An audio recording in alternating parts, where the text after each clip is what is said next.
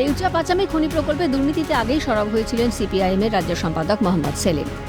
এবার দেউচা পাচামিতে অবৈধ কারবার এবং দুর্নীতির প্রতিবাদে সোমবার বোলপুরে মহামিছিল ও সমাবেশ করলেন সিপিআইএমের রাজ্য সম্পাদক মোহাম্মদ সেলিম।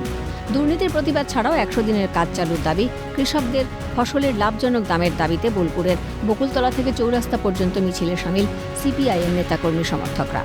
মোহাম্মদ সেলিম সাফ জানান, বালি পাচার, কয়লা পাচার, শিক্ষক নিয়োগ দুর্নীতির মতোই দেউচা পাচামি একটি বড় ধরনের দুর্নীতি। কয়লা খনি নির্মাণের নামে যেসব দুর্নীতি চলছে তার বিচার বিভাগীয় তদন্তের দাবি আন্দোলনকারীদের।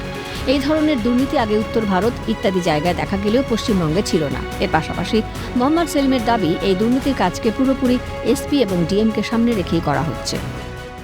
সেল কোম্পানি করে পাথর ব্যাসাল্ট অপসারণের নাম করে এমন একটা কোম্পানিকে টেন্ডার দেওয়া হয়েছে, যারা টেন্ডার যে সরকারের যা ডব্লিউপিডিসিএলের যে শর্ত সেটাকে ভেঙে কাজ শুরুর আগেই কোম্পানি মালিকানা হস্তান্তর করেছে। কনসোর্সিয়েশন দুর্নীতির প্রথম কথা হচ্ছে যে টেন্ডারের শর্ত ছিল যে মালিকানা পাল্টানো যাবে না, আর এই মালিকানা পাল্টাতে গিয়ে অভিষেকের সেল কোম্পানিকে 150 কোটি টাকা দিয়েছে স্টাডি কেমিক্যালসকে। এগুলো সেল কোম্পানি, এমন কোম্পানিকে 150 কোটি টাকা দিয়েছে যার গত বছর কোনো কাজ কারবারই নেই, যার কোনো রেভিনিউ নেই। দেউচা পাচামিতে অন্যতম সর্ববৃহৎ কোল ব্লক হবে ঘোষণা মুখ্যমন্ত্রীর।